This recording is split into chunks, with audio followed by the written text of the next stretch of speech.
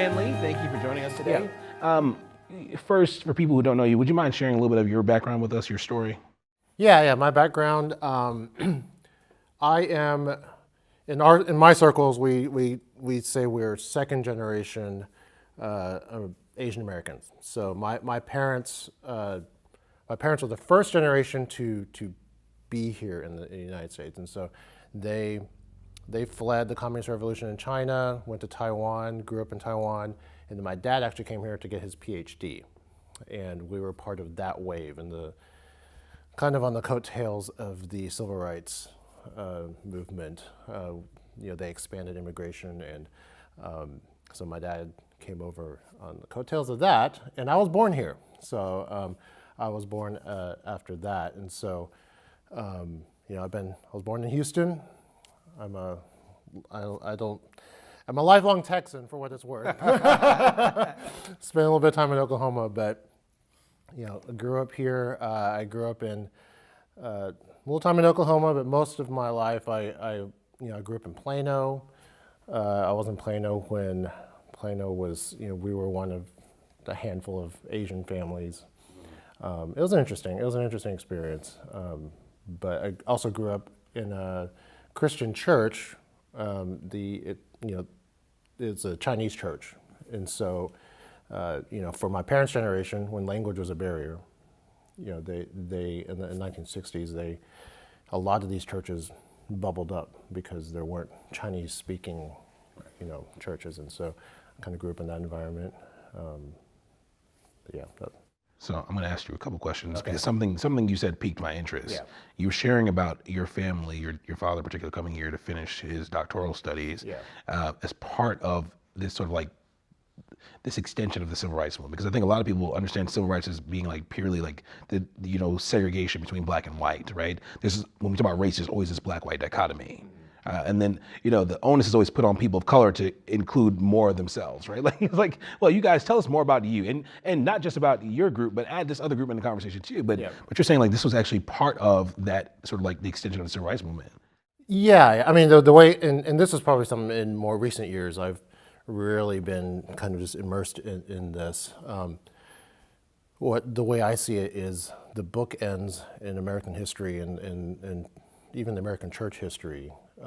The bookends are black and indigenous people and white, right? That's kind of those are the bookends, right? If we want to go back and look at how things got to where they're at. And so, but I've also recognized kind of, this is how my family, my background kind of was inserted into this. Now, there's other things that, there's a Chinese Exclusion Act and all sorts of other things that happened that weren't great things.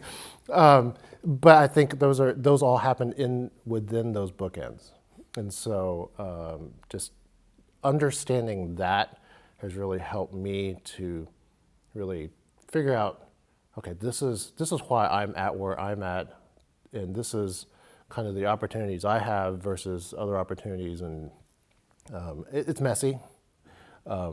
But it's part of it, right? It's like I didn't realize until probably a couple of years ago that like literally the reason my family was able to come here was because the Immigration Act of 1965 was passed, and that was only passed because the Voting Rights Act was passed. It's like those things, like had those not happened, we wouldn't be here, right? Because until then they had these weird quotas and things about the kinds of people that were allowed to immigrate to the United States, and so we're a part of that, and so that kind of inserts my background and my family and everything into that storyline.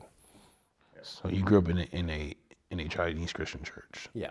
And so, but you interacted with other Christians in your life, I'm assuming, right? Not the entire lifespan, but just like growing up, right? And so, what were those experiences like? I'm curious about how people saw your Christian experience in conjunction to theirs, and how you saw the Christian experiences of others. It's interesting because I think for me, because that's all I knew. All I knew was the Chinese church experience, and so there's a lot of like cultural things that were actually a part of that I didn't realize were cultural things and not Christian things, and not necessarily bad. It's just that's just the way things are. But those, at least the church, that I grew up in, was heavily influenced by, kind of Baptist theology or culture, for lack of a better word. But because a lot of these Chinese churches started, like the Baptist church would give them a space, and that would be their Chinese mission, and so it was, in fact, I went to Sunday school at the Baptist church in Richardson. I did those things, but our family was part of the Chinese church, and then Chinese churches evolved from there. I had friends who were outside of that, but to be honest with you, most of my faith experience was kind of within those confines, right? It was within that youth group, those people. I didn't really interact. I knew, like, oh, I have a friend who's Catholic. I have a friend who's Methodist. I have but we didn't really interact at that level on that. You shared about the fact that looking back on your own faith experience, you were able to kind of extract what might be cultural versus what might be like purely Christian in and of itself. And I'm curious, how did you come to that? And do you think there are others who may be failing to make that connection, or how others are failing? Yeah. So that's a great question. So, yeah, kind of figuring out, actually discovering that all these things I thought were part of being Christian, not all of them were necessarily Christian. There were cultural things. I think for me, part of it was, going off to college. Going off to college was a broader experience there, and you see a little bit more of, okay, capital C church. There's different faith expressions and things, and even with that, I think in parallel, there was like kind of a discovery of, oh, I'm Chinese American. Growing up, I knew I was Chinese American. In fact, sometimes it was kind of in my face. I was Chinese American. But I never really understood what that meant, because as an immigrant, as part of an immigrant family, our what we were taught from when we were little is to lay low, right? We're lucky to be here. Let's lay low. You are who you are, but let's just blend in, right? And so I think, again, college, after college, being exposed to more different people and different experiences, I learned, on one hand, what it means to be Chinese American. On the other hand, I also learned more of what it means to be Christian, and then kind of having that tension. And, if I can throw that in there too, I was raised in a really conservative family, like a politically conservative family, and I think those were brought in too, because I was raised kind of in that mindset that this only fits this and this only fits this, and I think for that, surprisingly enough, my eyes were open to that in seminary, and of all places, Dallas Seminary. But really, it was in the theology classes. It was in theology classes where I got a sense of who God, I think, really is. I hesitate to say that. Okay, because, it's okay, yeah. All seminarians. Yeah, Yes. right. So I hesitate to say that, like, I know definitively who God is, but I got more of a sense of who God is and what he cares about.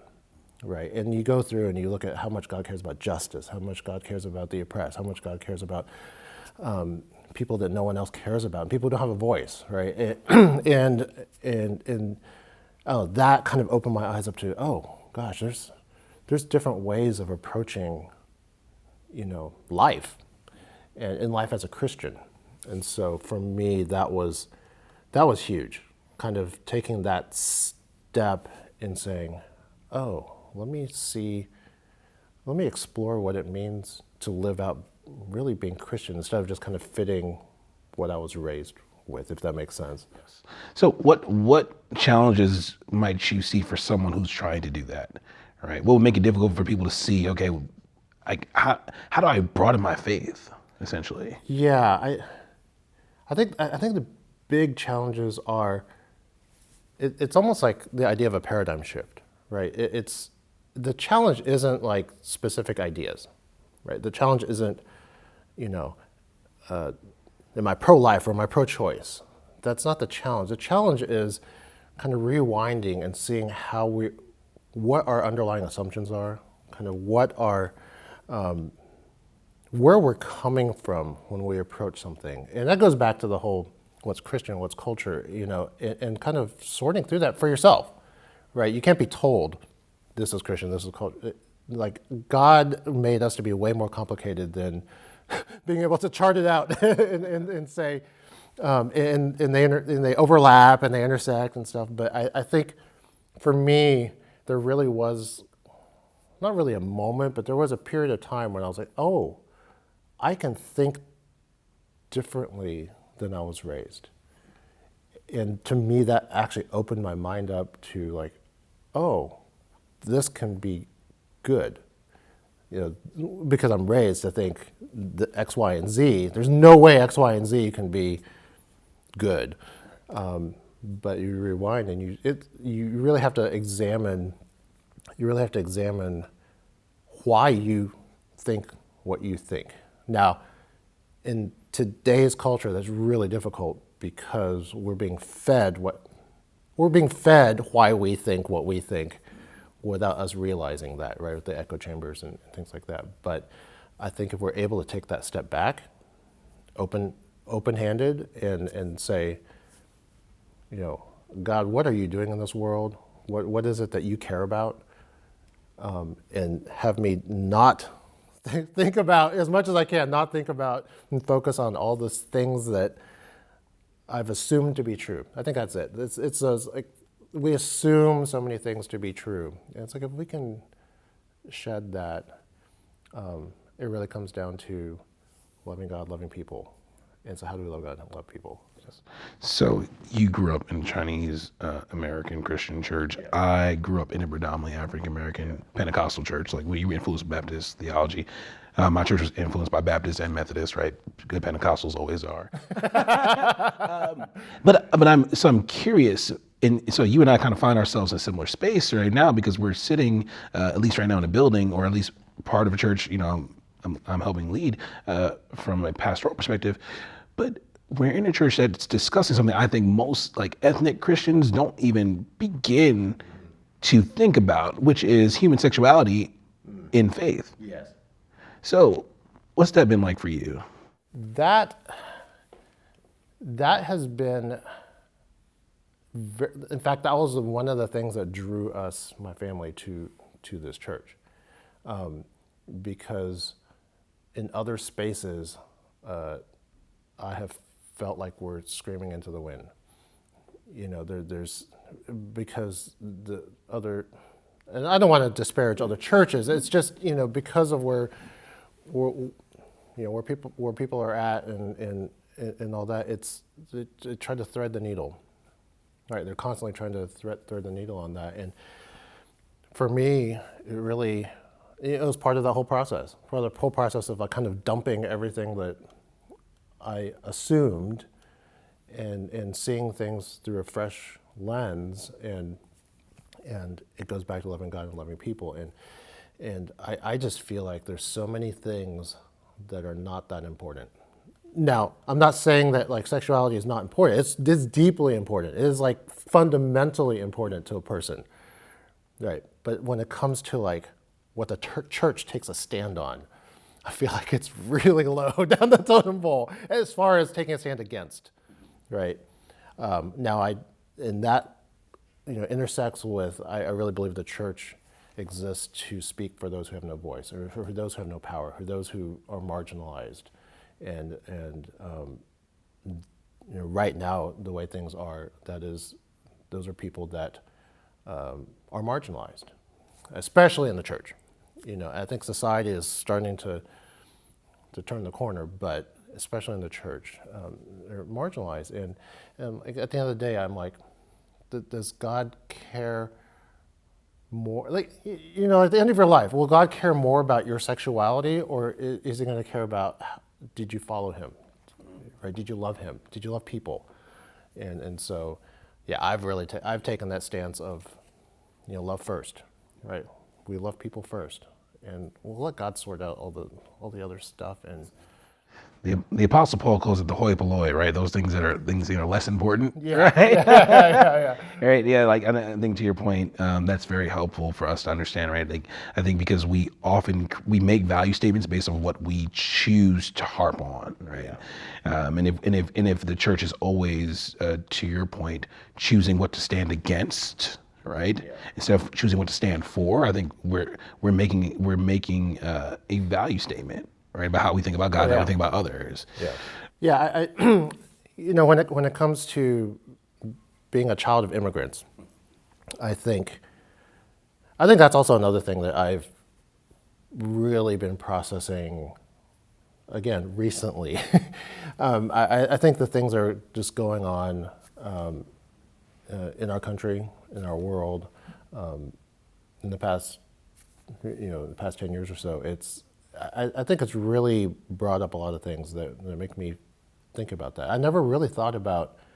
I knew I was an immigrant, and one of the things I hated was when people assumed that, you know, the perpetual immigrant, right? I knew my family was an immigrant family, but I was born here, right? And I always hated, you know, people assuming that I don't speak English and things like that.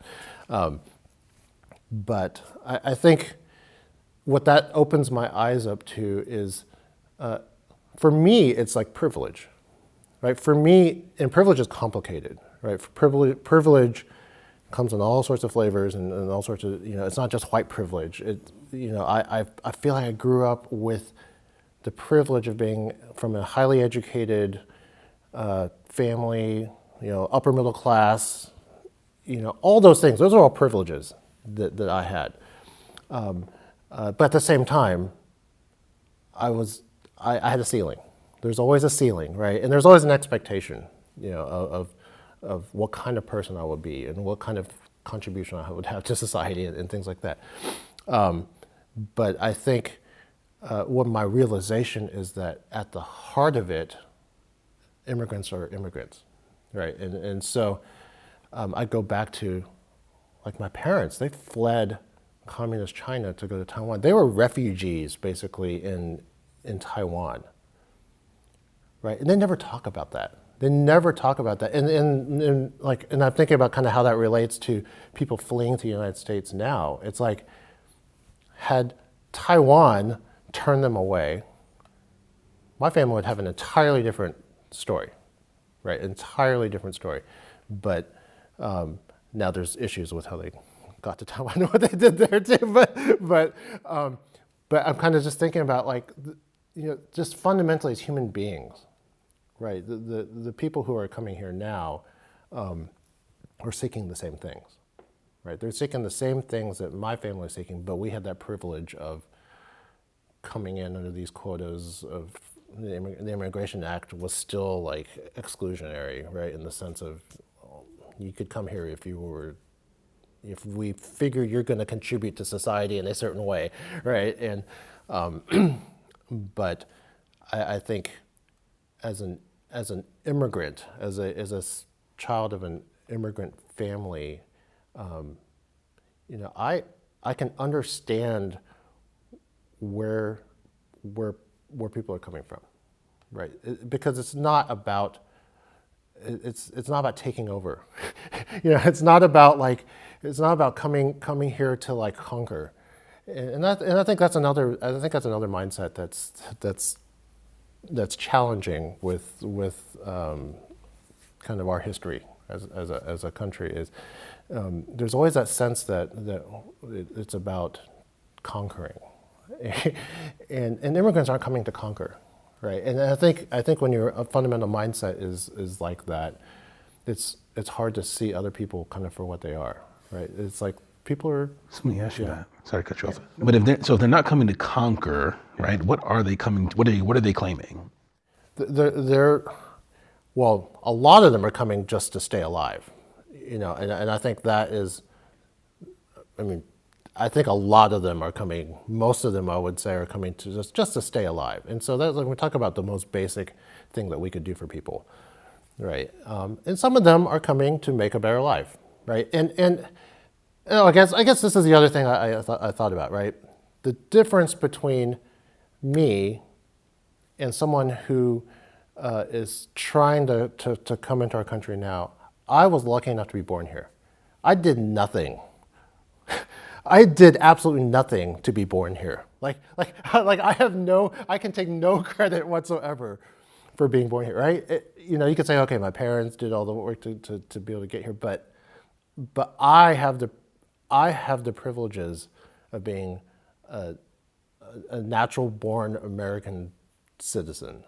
And there's nothing different about me than someone else who's trying to get here, like fundamentally, right? And especially in God's eyes, right? In God's eyes, there's nothing different about me than someone who's just trying to come here. And so there's some people that are coming here just trying to make a better life, right? There's a lot of poverty everywhere else. They may not be in danger for their lives, but they're trying to make a better life. And so it's hard for me to say, well, I was born here. Therefore, for some reason, I'm somehow better than you. And I get it's complicated and there's, and all that. But fundamentally, I think that's should be the starting point, right? Seeing people as people and seeing people not as threats, seeing people as human beings just trying to do the same things that all the rest of us human beings are doing, but they just have a different starting point than we do. Yeah. Thank you for sharing, Stanley. Yeah. Appreciate you.